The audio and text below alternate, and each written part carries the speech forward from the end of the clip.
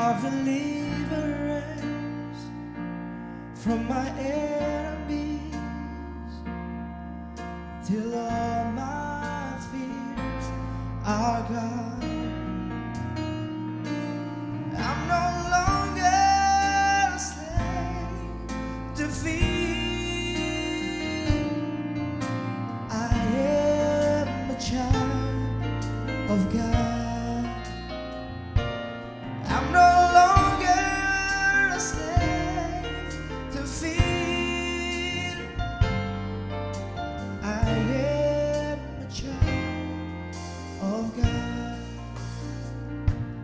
From my mother's womb, you have chosen me.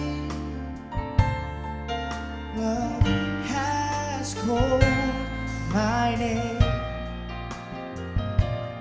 I've been born again into a family. Your blood flows through my veins. I'm no longer a slave to fear. I am a child of God.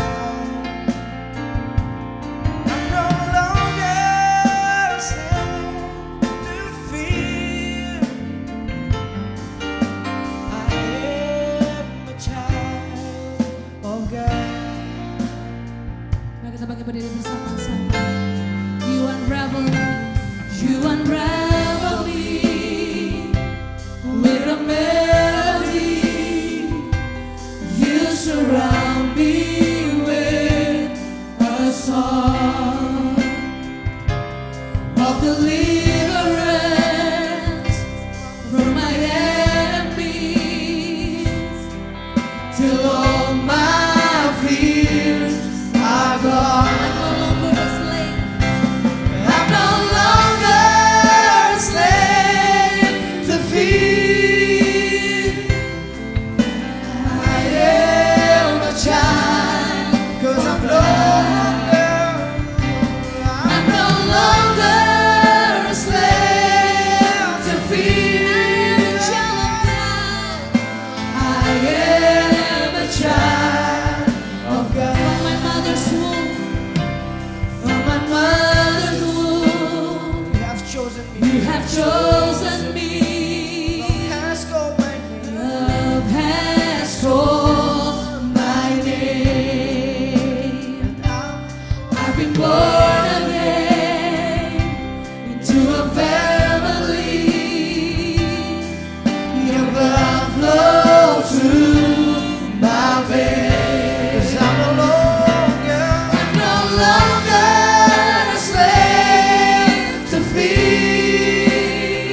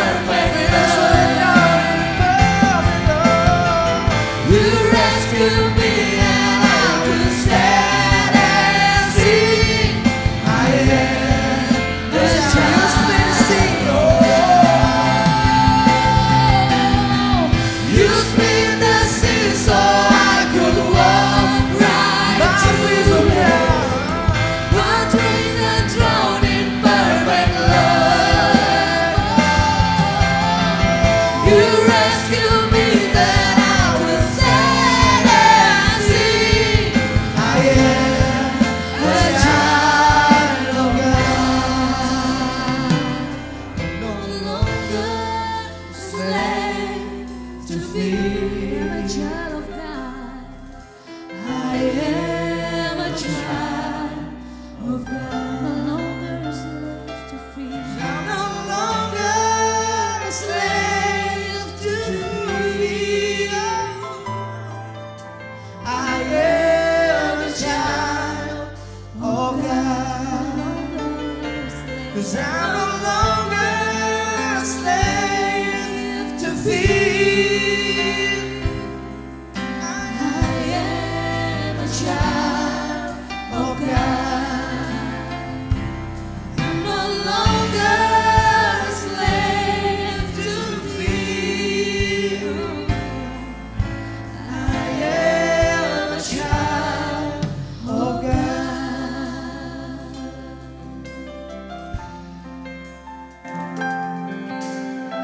Terima kasih Tuhan buat hari ini, terima kasih buat kasih karunia yang Tuhan udah buat buat kami. Terima kasih buat anugerah yang Tuhan kasih buat kami, and we no longer a slave. Kami gak lagi jadi budak buat ketakutan kami gak lagi jadi budak buat keraguan kami Tuhan. Tapi kami mulai percaya, kami masuk dalam hadirat-Mu, kami hampiri tahta kasih karunia-Mu Tuhan. Sebagai anak-Mu Tuhan, sebagai orang-orang tebusan-Mu Tuhan. Yang ditebus oleh karena kasih karunia. Sekali lagi kami bukan benar, kami dibenarkan. Kami gak layak, tapi kami dilayakkan. Sehingga gak ada satupun dari kami di tempat ini yang lebih baik daripada satupun. Gak ada satupun tempat ini yang menjadi lebih kudus daripada yang lain. Kami sama di hadapan-Mu Tuhan. Kami orang-orang yang dibenarkan. Kami orang-orang yang diselamatkan. Kami orang-orang yang dikasihi. Terima kasih Tuhan, biar saat ini Roh Kudus-Mu turun atas setiap kami. Tenangkan setiap hati kami. Biar pada saat kami dengar firman-Mu, pada saat kami belajar tentang firman-Mu, Engkau bicara jelas sama hidup kami. Sehingga kami tahu persis, kami gak sendiri di dunia ini. Kami tahu persis bahwa waktu kami menghadapi masalah Tuhan, kami gak pernah dibiarkan sendiri. Sekali lagi mari Roh Kudus nyatakan diri-Mu. Tuhan nyatakan diri-Mu dalam hidup kami. Buat kami bisa melihat Engkau lebih baik lagi. Buat kami bisa melihat Engkau lebih mudah lagi Tuhan. Sehingga kami bisa belajar dan kami bisa menjadi sama seperti Engkau Tuhan. Sekali lagi terima kasih buat hadirat-Mu, terima kasih buat kasih-Mu, kami ucap syukur, dalam nama Yesus kami berdoa. Amin. Halo, silakan duduk. Pagi, shalom, hai. Oke, gak jadi pindah sini? Ya, I'm just kidding. Oke, selamat pagi semuanya. Wow, gimana minggu ini? Mantap? Ada yang mantap, ada aduh. Oke, so hari ini kita mau belajar mungkin sebuah kebenaran yang sederhana banget, tapi ini cukup sebenarnya ringan banget. Tapi semoga ini bisa jadi berkat buat yang mendengarkan. Semoga ini bisa jadi inspirasi buat saudara-saudara yang ada di sini ya. Alright, hari ini kita mau belajar tentang better life, better future. Karena kan Gembala kita kan dalam bulan-bulan ini kita lagi bicara tentang getting better. Getting better means kita yang jadi lebih baik dalam segala hal. So, aku mau coba lihat dari sisi yang ini. Better life, better future. Nah, in order to get a better life and a better future, untuk kita dapetin hidup yang lebih baik dan hidup masa depan yang lebih baik, kita mesti belajar dari satu tokoh namanya Abraham. Kita semua tahu tentang Abraham. So, kita percaya dia bapak orang percaya, benar ya? Tapi kalau kita belajarin tentang hidupnya di Kejadian 11, 12, 13, 14, 15, maka kita akan menemukan Abraham ini sebenarnya bukan orang percaya, asli. Abraham ini bukan bapak orang percaya, bahkan dia adalah seorang yang gagal untuk percaya sama Tuhan. Baru serius. Nah, nanti kalau nggak percaya boleh cek di rumah di Kejadian 11, 12, 13, 14, 15. Kita akan menemukan bahwa si Abraham ini adalah orang yang bukan bapak orang percaya, justru dia bapak yang sangat ragu sama apa yang mau Tuhan kerjakan dalam hidupnya dia. Nah, kenapa aku bilang gitu? Karena gini, kenapa Abraham ragu? Kenapa Abraham ngerasa bahwa hidupnya nggak seperti janji yang Tuhan kasih? Ingat gak yang waktu Tuhan datang sama Abraham, dia bilang apa? Abraham, keluar dari tanah kelahiran bapamu, Ur Kasdim, ke negeri yang akan kutunjukkan kepadamu. Dan aku akan memberikan kepadamu keturunan banyaknya seperti debu tanah, dia bilang, dan bintang di langit. Dan janji itu gak cuma sekali, Tuhan ngomong berkali-kali. Tapi lucunya Abraham sampai bikin perjanjian darah sama dia. Bahwa dia akan memberikan keturunan. Aneh ya, seorang Abraham gak merasa bahwa hidupnya ini berhasil. Bahkan dia gagal untuk percaya sama Bapa di sorga. Bahkan dia bikin 3 kali. Nanya sama Tuhan, buktinya apa? Lo akan memberikan gue anak. Nanti kita akan belajar, oke? So, aku simpel aja, hari ini cuma ada 2 poin. Semoga ini bisa jadi bahan buat kita renungin sama-sama. Oke, yang pertama, kita mau bikin kehidupan kita lebih baik. Make sure yang nomor 1 ini kita bisa tanyakan dan make sure yang nomor 1 ini bisa terjadi di hidup kita, oke? Siap? Yang nomor 1 adalah gini, make sure we are on the same page with God. Pastikan kita di satu halaman yang sama dengan Tuhan. Apa yang aku maksud gini? Yang tadi, ingat gak pada saat Tuhan bilang kamu harus keluar dari tanah bapakmu dan kamu harus masuk ke satu tanah perjanjian. Nah, yang menarik adalah gini, buat Abraham, Kanaan buat dia tuh anak. Setuju gak? Bagi orang yang mungkin lagi bergumul untuk mempunyai keturunan, mendapat keturunan itu Kanaan. Peduli amat sama yang namanya dapat harta ratusan miliar, yang penting gue punya anak, benar. Ternyata buat Abraham, Kanaannya dia adalah anak. Tapi buat Tuhan, Kanaan itu adalah sebuah tempat tanah perjanjian plus keturunan. Tapi sayangnya tadi aku bilang, si Abraham ini gagal paham kalau yang Tuhan maksud itu tempat dan keturunan. Ternyata gini, pada saat dia pindah, kekayaannya dia tuh udah gede banget, memenuhi satu negeri, bahkan gak cukup katanya, Alkitab bilang. Nah buat dia gitu, buat apa gue punya harta segini banyak, sebesar Kanaan, tapi gue gak punya keturunan. Sedangkan buat Tuhan, Kanaan, aku kasih kamu Kanaan tempat plus keturunan. So kalau kita mulai gak satu halaman yang sama dengan Tuhan, maka kita mulai bertanya, apakah benar Kanaan ini yang seperti kau janjikan, benar gak?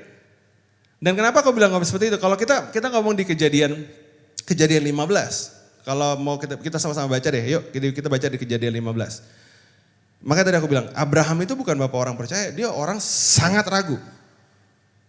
Boleh lihat di kejadian 15.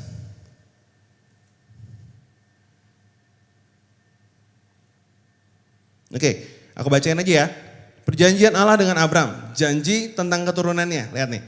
Jadi ini Tuhan udah pernah janji sama dia, aku akan berikan kau Kanaan segala macam. Nah gini, kemudian datanglah firman Tuhan kepada Abraham dalam satu penglihatan. Jangan takut Abraham, akulah perisaimu, upahmu yang sangat besar. Abraham menjawab, iya Tuhan Allah. Lihat nih, gak nyambung banget. Apakah yang akan kau berikan kepadaku ketika aku meninggal dan tidak mempunyai anak? Dan yang mewarisi rumahku adalah Eliezer, orang Damsyik itu. 1 kali. Lagi Abraham bilang, engkau tidak memberikan kepadaku keturunan, sehingga nanti seorang hambaku nanti akan menjadi ahli warisku. Firman Tuhan balas lagi, satu lawan satu nih. Tetapi datanglah firman Tuhan kepadanya, demikian, orang ini tidak akan menjadi ahli warismu, melainkan anak kandungmu. Jelas Tuhan bilang, anak kandungmu, dialah yang menjadi ahli warismu. Lalu Tuhan membawa Abraham keluar dan ngomong ini, coba lihat ke langit, hitunglah bintang-bintang, jika engkau dapat menghitungnya. Maka firman Tuhan kepadanya, demikianlah banyaknya keturunanmu. Oke, dia bilang, akhirnya dia bilang lalu percaya Abraham kepada Tuhan. Maka Tuhan memperhitungkan itu sebagai kebenaran. Lagi firman Tuhan kepadanya, akulah Tuhan yang membawa engkau keluar dari Ur Kasdim. Untuk memberikan apa? Negeri ini kepadamu menjadi milikmu. Lihat jawaban Abraham. Ya Allah, dari manakah aku tahu bahwa bahwa aku akan memilikinya? Dengan kata lain ini, apa buktinya engkau akan tepati janjimu? 2 kali. Ya. Akhirnya dia bilang gini, Tuhan udah kesel dia ngomong gini, ambillah bagiku seorang lembu betina berumur 3 tahun, seekor kambing betina berumur 3 tahun, seekor domba jantan berumur 3 tahun, seekor burung tekukur dan seekor anak burung merpati. Demikianlah semuanya dia bagi Tuhan, dipotong 2. Nah ini harus tahu. Lalu diletakkan bagian-bagian itu di satu samping yang lain. Tetapi burung-burung tidak dipotong 2. Tetapi ketika burung-burung buas hinggap di daging binatang-binatang itu, maka Abraham ngusirnya. Kita terus ke bawah, Tuhan kasih nubuatan tentang Israel. Oke. Dan akhirnya Tuhan pada akhir dari perjanjian itu dia ngomong ini, kepada keturunan mulah kuberikan negeri ini. Mulai dari sungai Mesir sampai ke sungai yang besar itu, sungai Efrat. Terakhir Tuhan ngomong kayak gitu. So gini, bayangin dia 2 kali mempertanyakan apakah benar lo akan tepati janjimu. Sampai terakhir Tuhan bikin yang namanya covenant. Tuhan gak bikin kontrak sama Abraham. Dia bikinnya covenant. Apa tuh covenant? Perbedaan covenant dengan kontrak adalah gini. Kontrak kita di atas materai, tanda tangan, bisa batal gak? Bisa.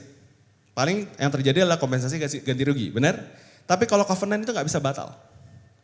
Dia cuma bisa, kenapa bisa batal? Karena dia dibuat di atas perjanjian darah namanya. Nah buat orang-orang di zaman dulu, kalau kita ngomong covenant, perjanjian darah, ini sifatnya turun-menurun. Dan kalau sampai batal, dan untuk membatalkannya harus diganti dengan darah. Nyawa ganti nyawa. Nggak bisa sembarangan batal. So, kalau sampai Tuhan ngomong seperti ini, dia bikin perjanjian dan itu dibelah 2. Aneh, itu bayangin kepala itu dibelah 2, itu perjanjiannya memang. Itu perjanjian darah buat bangsa itu waktu itu. Jadi nilai yang Tuhan sampai bilang sama Abraham gini, oke, kita bikin covenant deh. Kalau sampai gua nggak menepati janjinya, Anda bisa tuntut saya. Loh, covenant ini satu-satunya cara untuk menuntut Tuhan. Sampai segitunya Tuhan ngomong sama Abraham. Berarti gini, kalau kita nggak satu page sama Tuhan, maka hidup kita akan jadi neraka. Setuju gak? Karena Tuhan kasih kita lebih sebenarnya. Tapi kita malah fokus sama page yang lain.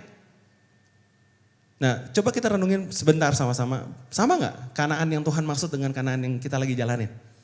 Sama gak tanah perjanjian yang kita mau sama tanah perjanjian yang Tuhan mau tuh sama gak? Kalau ini gak sama, kita gak akan bisa dapat hidup yang lebih baik, percayalah. Coba pikir, bener gak? Kita akan hidupin hari-hari yang berat banget. Kenapa? Karena buat kita itu bukan surga kita, betul? Bahkan itu jadi neraka kita kadang-kadang. Nah sekarang saya mau tanya, hidup yang kita hidupin sekarang Kanaan atau bukan? Dan Kanaan versi siapa? Versi kita apa versi Tuhan?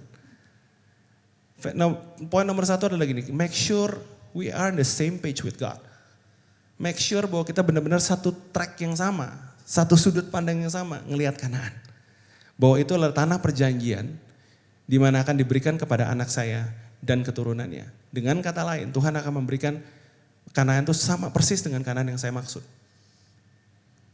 Nah sejak si Abraham punya anak, itu beda lagi ceritanya.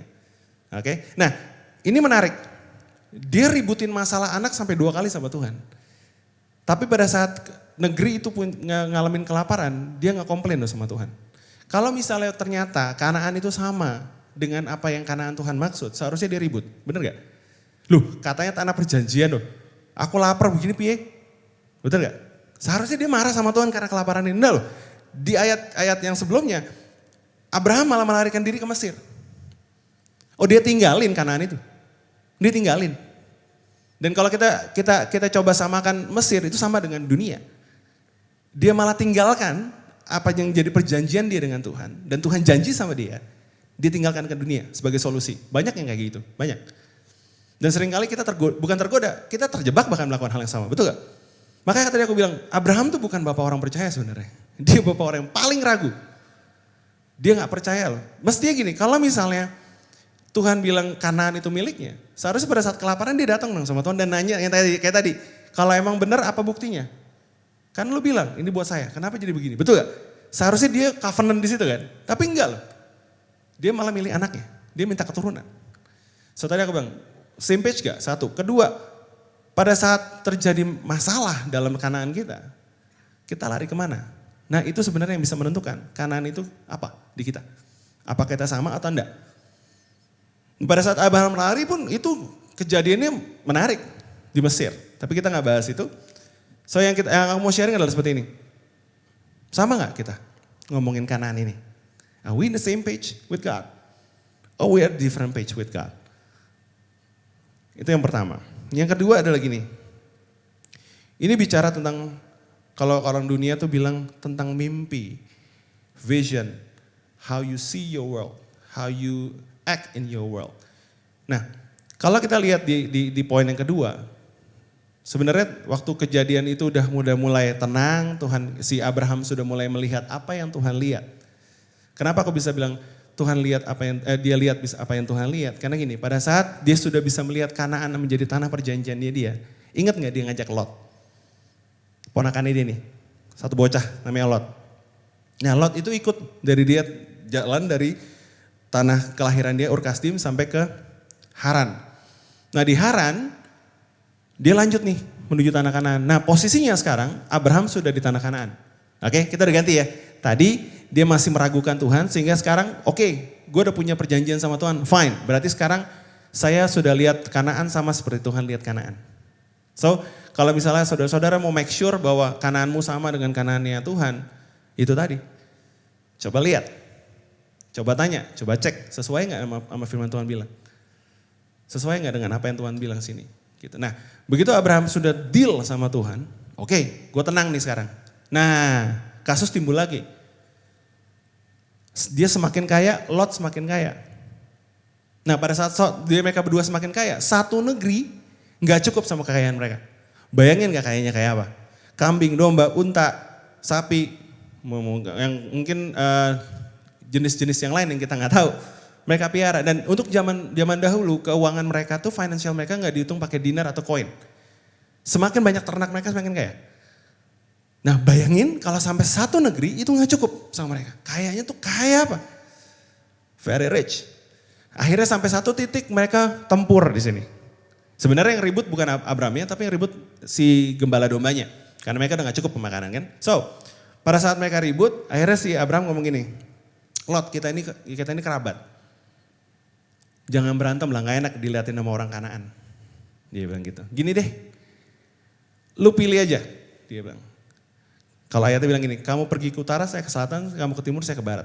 Pokoknya pilih aja, supaya kita gak ribut. Nah sini menarik, nanti ini endingnya akan seperti ini. Lot lalu melayangkan matanya, lalu dia melihat lembah Yordan.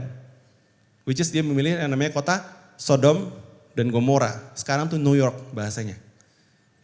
Kota yang itu kata dia bilang gini, seperti taman Tuhan, sedap. Dan dia bilang seperti Mesir. Nah Mesir zaman sekarang sama zaman dulu beda ya. Karena Mesir dulu adalah pusat kebudayaan, itu negara adidaya kayak Amerika sekarang. So si kota Sodom dan Gomora ini New York ya. So si Lot bilang gini, oh ini cocok nih. Menurut dia, ini cocok nih. Di mata saya nih, ini nilai investasinya bagus nih. Ini oke nih, gue bisa cuan banyak lah di kota inilah gitu ya. So dia pick itu based on kekayaannya dia. Dan ini menarik. Seharusnya Abraham marah gak sama Lot? Kalau bapak jadi Abraham, punya ponakan, tiba-tiba ponakannya kurang ajar. Dia bilang, om gue pilih dulu deh, lu belakangan. Itu namanya kan bokamsya ya om. Bahasa Arabnya itu bokamsya itu. You know bokamsya? Nggak tahu terima kasih. Nggak tahu diri lah bahwasanya. Iya kan? Coba bayangin punya ponakan kayak gitu. Seharusnya kan kalau kita jadi ponakan kita ngomong ya, om pilih dulu lah, yang tua dulu lah kirim. Pilih mau yang kanan apa yang mau kiri, betul? Kalau om ke kanan saya ke kiri, kalau om ke depan saya ke belakang. Pokoknya om duluan, bener gak? Oh ini enggak loh. Lot yang maju duluan. Dan dia lihat menurut pandangannya dia, wah ini kota bagus banget. Akhirnya dia ambil ke situ. Tapi yang menarik ini, Abraham gak kecewa sama Tuhan. Kenapa? Dia tahu perjanjian yang dia punya seluruh negeri. Betul? Dia gak punya satu kota doang, satu negeri. Makanya dia santai. Dia mulai bisa percaya karena udah mulai satu page sama Tuhan. Tuhan pernah bilang sama gue, seluruh negeri ini akan menjadi milik gue. So terserah dia mau milih yang mana, endingnya punya gue. Betul? Nah kalau baca ayat berikutnya dia ngomong gini, tiba-tiba Tuhan datang ke dia. Nah ini menarik. Abraham, pandanglah seluruh negeri sampai ke titik terjauh lu bisa lihat. Sejauh mata lu memandang, sebesar itu negeri ini akan kuberikan kepadamu. Wow. Dengan kata lain gini, if kita punya same page dengan Tuhan, Tuhan bilang gini, if you can see it, you can have it. Wow. Waktu kita punya base percaya, kita punya page perjanjian sama dengan Tuhan. Tuhan cuma ngomong gini, if you can see it, you can have it. Yuk kita buka ayatnya deh, biar kita nggak bingung. Sebentar ya.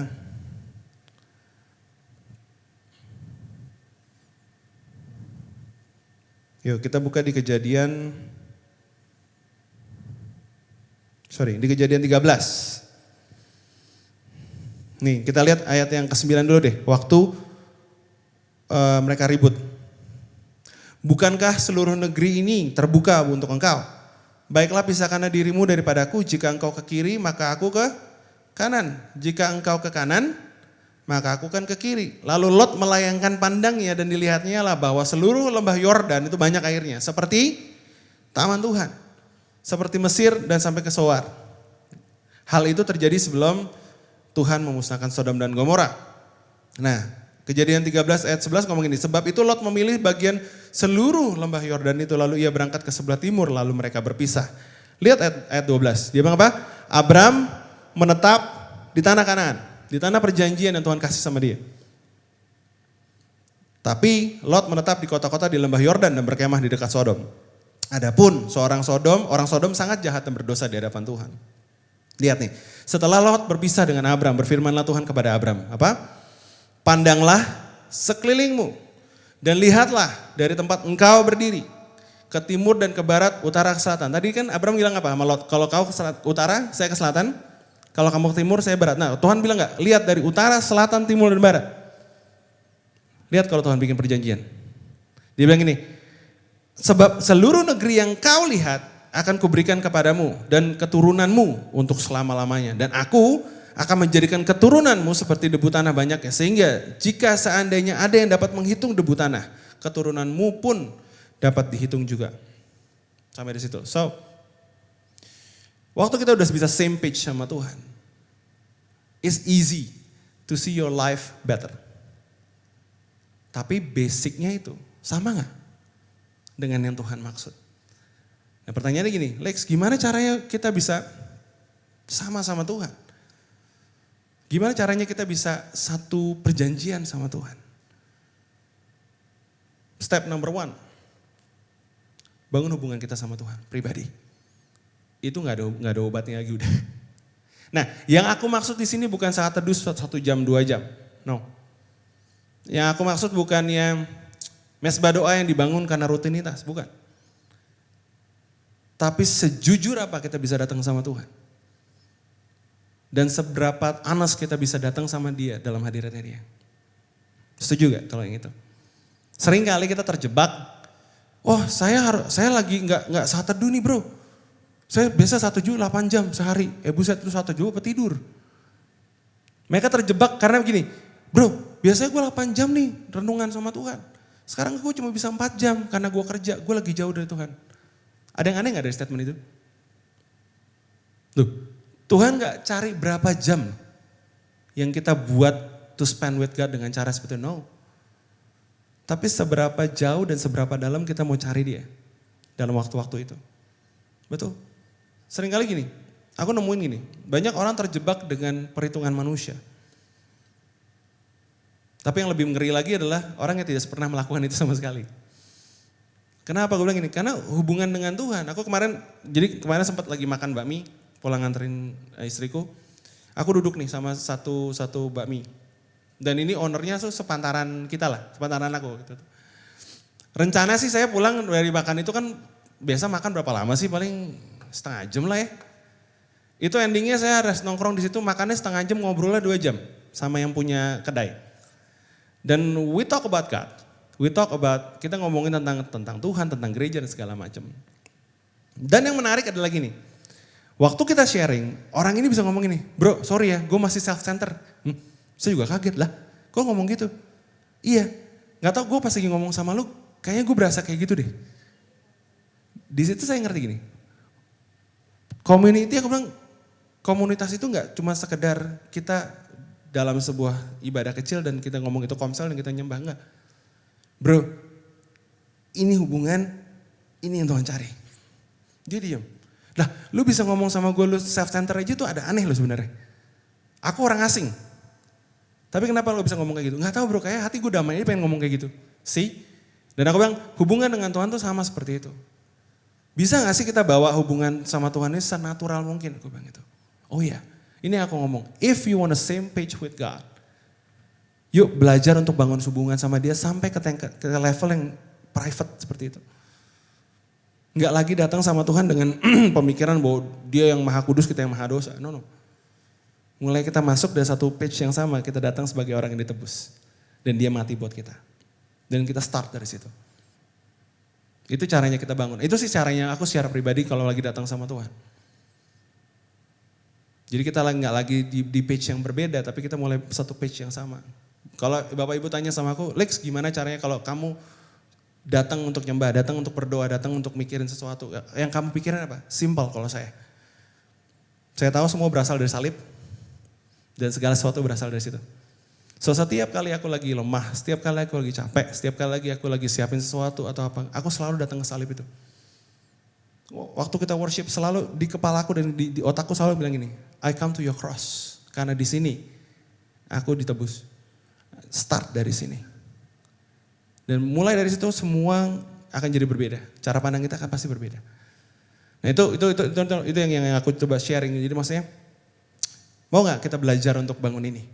Again, bangun mesbah bukan karena sebuah keurusan, tapi bangun mesbah karena sebuah kerinduan. We come to the church bukan untuk just, gue seorang Kristen hari Minggu, I have to go to church. No, I come to church to give something sama Tuhan. I come to church to come with my brothers and sisters, saudara-saudara kita, and then datang menyembah Tuhan. We come to give, not to get. Karena banyak gereja terjebak di sini. Mereka ajar orang-orang untuk datang untuk get something. No. Kita datang ke rumah Tuhan to give something, not to get something. Konsep bait Allah, semua orang datang bawa persembahan. Tujuannya apa? To give, not to get. Aduh, gue di gereja gue gak ngerasain hadirat Tuhan nih, gak gigit, emang anjing gak pada gigit. Serius.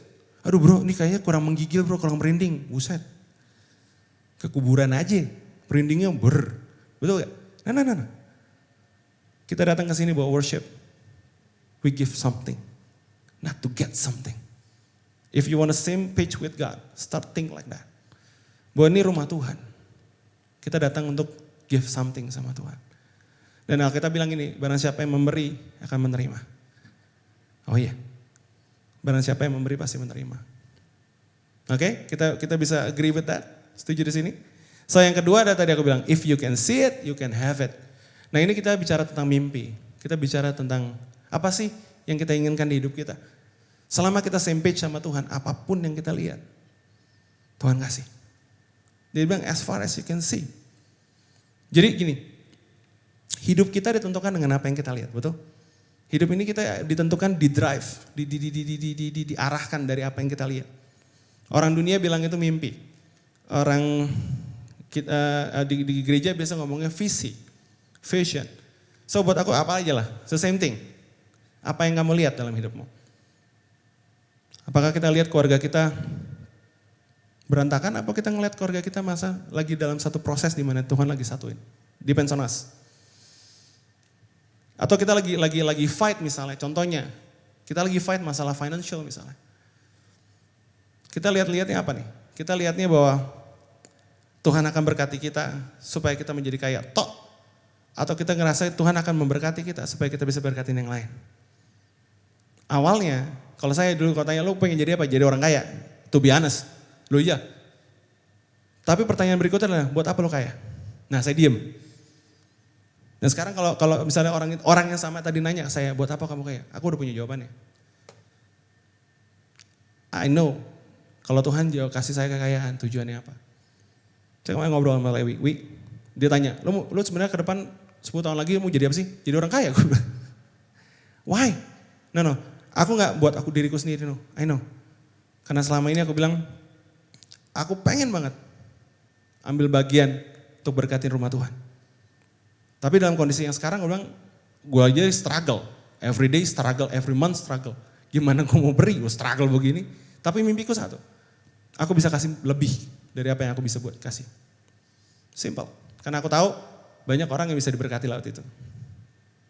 Dan bukan karena lagi masalah mamon, tapi lebih ke arah dengan itu aku bisa berkatin orang lain. Sesimpel itu. Ya, masuk akal.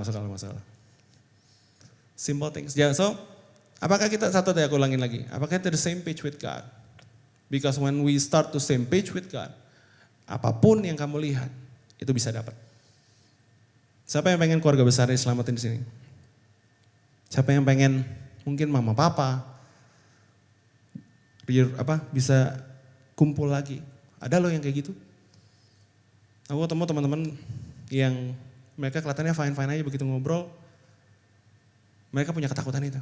Every day dia lihat mama papanya berantem. Every day dia bahkan gini, lihat bahwa mama papanya nggak lagi bareng. Dan aku bilang sama dia, if you same page with God, lo bisa lihat dengan mata lo sendiri. Papa mama pasti gabung lagi. Kenapa? Kita punya Tuhan yang sama. Dan kita punya satu dasar yang sama. Tuhan punya kehendak bahwa keluarganya selamatkan, selesai.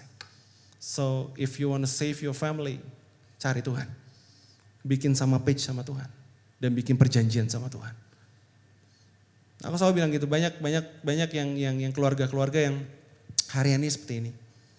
Tapi aku percaya semoga firman ini bisa jadi jawaban juga buat teman-teman yang mungkin Bapak Ibu, teman-teman sekarang di luar lagi ketemu teman-teman yang seperti itu. Ingetin mereka. Hey, satu page aja dulu sama Tuhan. Satu halaman dulu aja sama Tuhan. Samain kehendak kita sama kehendaknya dia. Waktu kita punya kehendak yang sama, kita akan lihat Kanaan dengan cara yang sama.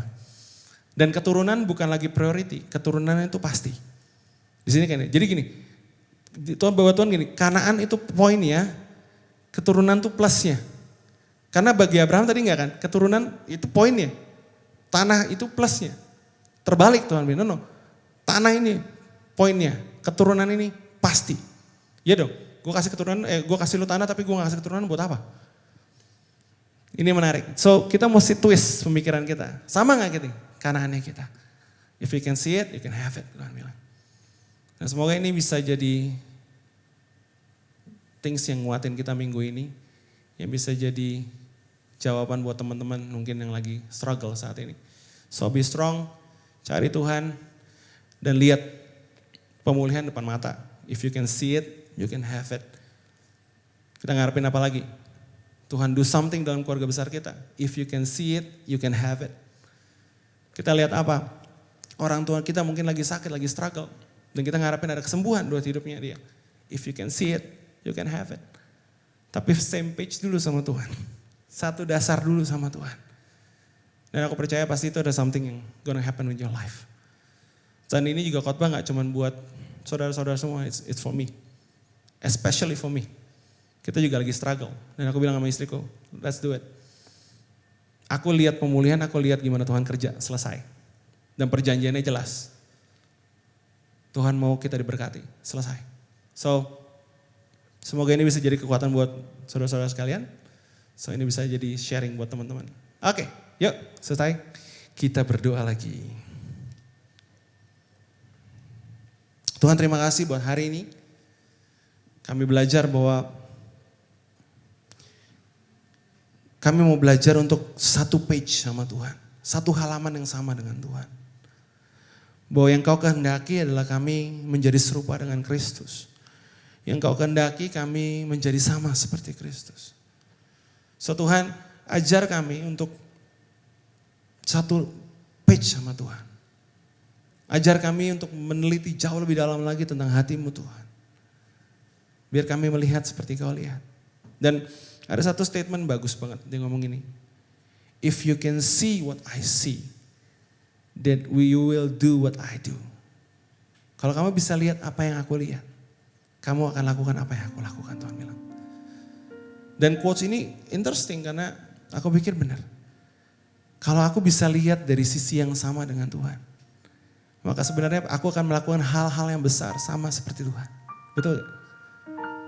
If you can see what I see, then you will do what I do.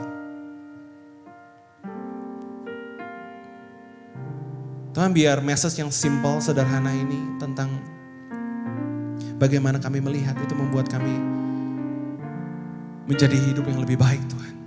Sekali lagi, if you want to get a better life, a better future, make sure you are the same page with God. Make sure that kita satu halaman yang sama tentang Tuhan. Make sure bahwa sudut pandang yang kita lihat tentang kehidupan ini sama seperti persis Tuhan lihat kehidupan kita. Sehingga pada saat kita melihat troubles, karena waktu kita menghadapi masalah, waktu kita menghadapi tantangan, waktu kita menghadapi cobaan, bahkan mungkin kita menghadapi jatuh mungkin. Kita nggak seperti Abraham sebelum perjanjian. Dia malah kabur ke Mesir, dia malah cari solusi ke Mesir. Tapi make sure kita jadi Abraham setelah perjanjian. Bahkan gini, kalau Tuhan minta Abraham bikin covenant, ada domba yang disembelih, ada binatang yang disembelih. Saudara-saudara harus ingat, perjanjian kita dengan Tuhan, itu anaknya yang tunggal di atas kayu salib. Perjanjian kita, yaitu dia yang tergantung di atas kayu salib. Itu perjanjian kita. Perjanjian itu setiap penebusan dosa, setiap kegagalan, setiap keraguan, setiap kebimbangan. Dia utus anaknya yang tunggal supaya dia bilang sama kita, aku pasti akan membuat hidupmu lebih baik. Aku akan menyembuhkan setiap penyakitmu. Aku yang akan melakukan perkara yang besar di hadapanmu, Tuhan bilang. Aku yang akan bukakan pintu yang tertutup buat engkau. Aku yang membukakan jalan waktu gak ada jalan sekalipun di hadapanmu, Tuhan bilang. Dan perjanjian ini dimeteraikan oleh anakku di atas kayu salib. Kematiannya memastikan bahwa aku pasti lakukan itu. Dan bila aku tidak melakukan itu, Tuhan bilang ini, engkau bisa tuntut aku. Engkau bisa mempermasalahkan itu ke hadapanku.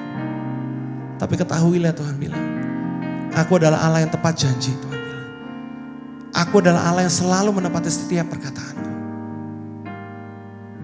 Mungkin kau gagal setia, Tuhan bilang, tapi aku setia. Mungkin kau nggak ngerti apa yang aku lakukan saat ini, tapi percayalah, aku selalu memberikan yang terbaik buatmu, Tuhan bilang. Pencobaan-pencobaan yang kau alami itu gak melebihi kekuatanmu. Kenapa? Sebab aku yang menahan semuanya. Engkau cukup tanggung apa yang kau cukup tanggung, Tuhan bilang. Sisanya biarkan aku yang tanggung. Wow. Ingat, perjanjian kita dengan Tuhan ada di atas kayu salib. Percayalah, dalam setiap kelemahanmu ada kekuatan di salib itu. Setiap keraguanmu ada jawaban di salib itu. Yuk kita sama seperti Abraham, datang kita bikin covenant dengan Tuhan. Perjanjian dengan Tuhan. Dan setelah itu kita balik ke Kanaan kita. Dan kita bisa melihat apa yang Tuhan lihat. Terima kasih Tuhan. Meteraikan ini di hati kita yang sederhana, Tuhan. Terima kasih buat Kau ingatkan kami bahwa kami semua dari kami mempunyai perjanjian yang sama. Dan Tuhan telah berjanji sama kami oleh anak-Mu yang tunggal, Tuhan.